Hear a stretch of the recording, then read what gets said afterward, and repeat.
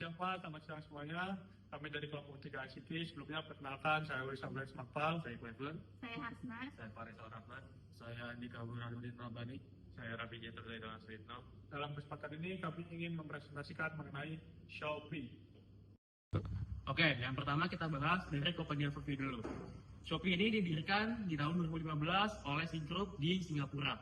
Lalu model platform Shopee ini e-commerce yang bisa dibilang C2C atau B2C, customer to customer atau B2C yang contohnya tuh kayak suatu brand besar ke customer langsung. Kalau C2C itu kayak kita mau beli barang pre-love, jadi yang punya barang customer langsung ke customer lagi.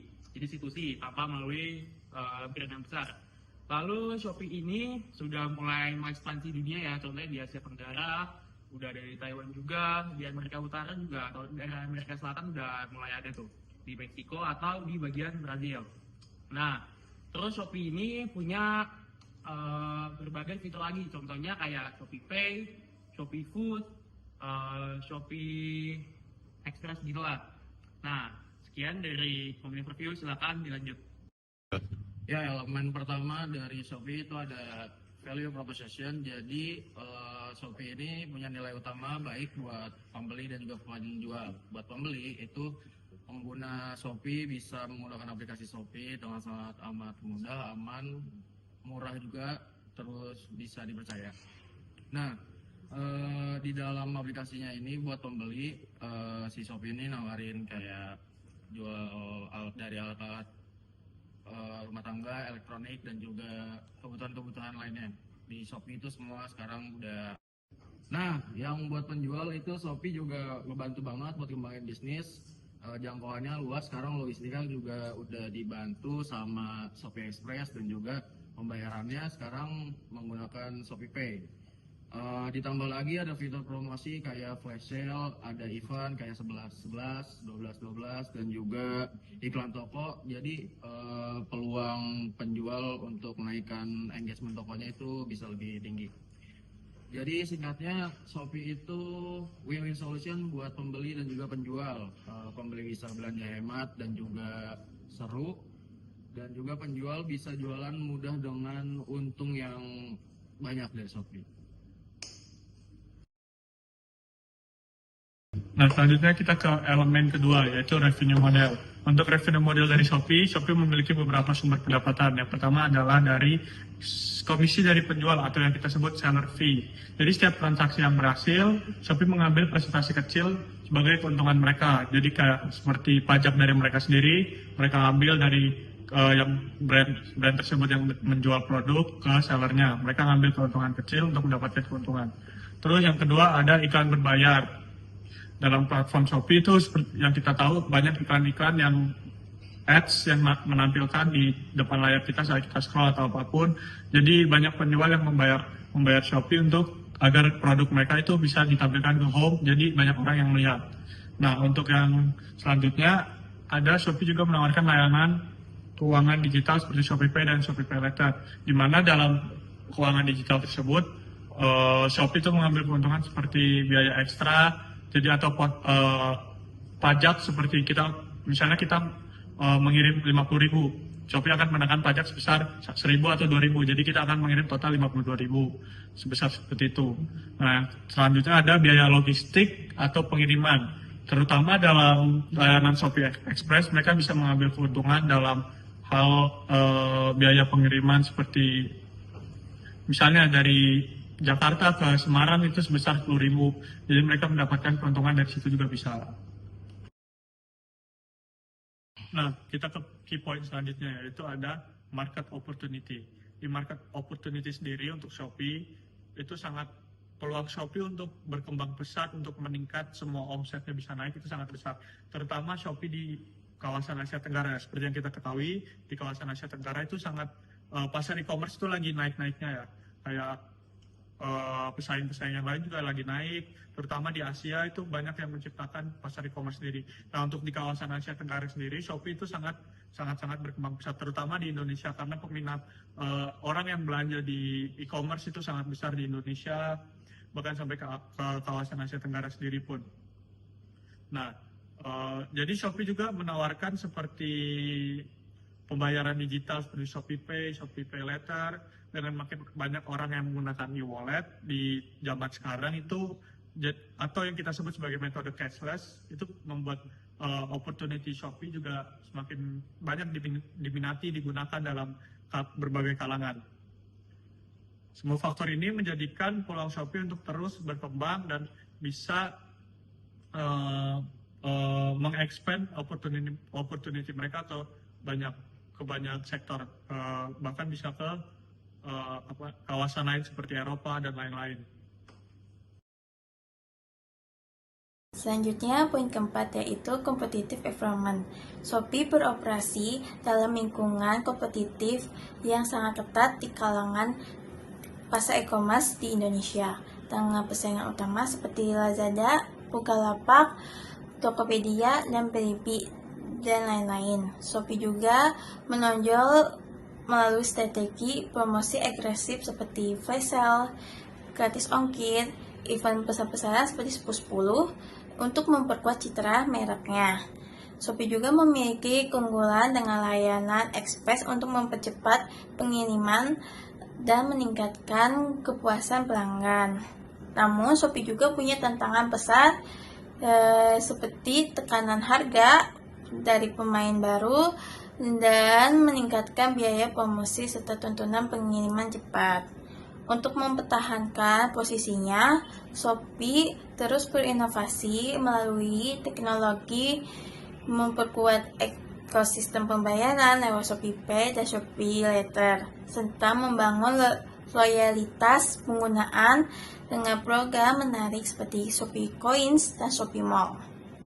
Oke, selanjutnya itu ada competitive advantages. Yang pertama itu platform ini punya ekosistem yang lengkap seperti e-commerce, vintage, dan sampai logistik. Jadi semua proses transaksi bisa dilakukan dalam satu sistem yang terhubung. Kedua, platform ini punya penguasaan pasar yang kuat di Asia Tenggara dengan jutaan pengguna aktif di berbagai Asia Tenggara negara. Ketiga, ada strategi lokalisasi, yaitu menyesuaikan bahasa, metode, dan pembayaran dan promosi budaya tiap negara sehingga lebih dekat dengan pengguna. Dan yang terakhir itu ada UX yang inovatif dengan fitur seperti live streaming dan promo yang menarik yang membuat pengalaman menjadi lebih seru dan interaktif. Nah, jadi poin ke-6 kita ada market strategi. Jadi market strategi itu strategi pemasaran yang digunakan oleh Shopee. Jadi yang pertama, Shopee menerapkan promosi besar-besaran seperti diskon tanggal kembar, gratis ongkir, permainan hadiah, dan potongan harga untuk metode pembayaran tertentu. Strategi ini bertujuan untuk menarik minat pengguna baru dan sekaligus meningkatkan transaksi pengguna lama. Nah, poin kedua, Shopee melakukan ekspansi regional yang cepat. Artinya mereka memperluas jangkauan pasar ke berbagai daerah agar lebih banyak pengguna dapat menikmati layanan Shopee tersebut. Ketiga, Shopee melakukan integrasi dengan layanan fintech dan gaya hidup seperti Shopee Pay, Shopee Food. Ini tuh ngebuat ekosistem Shopee semakin lengkap dan memudahkan pengguna bertransaksi maupun memenuhi kebutuhan sehari-hari dalam satu platform. Jadi poin yang terakhir, Shopee fokus pada retensi pengguna melalui peningkatan engagement dan program loyalitas. Artinya mereka berupaya menjaga pengguna agar tetap aktif dan setia dengan memberikan pengalaman berbelanja yang menarik serta penghargaan bagi pelanggan. Nah, yang ketujuh ini ada organizational development. Shopee menerapkan organizational development atau disingkat OD untuk meningkatkan efektivitas organisasi melalui pengembangan karyawan, struktur, dan budaya kerja. Selanjutnya adalah fokus utama organizational development.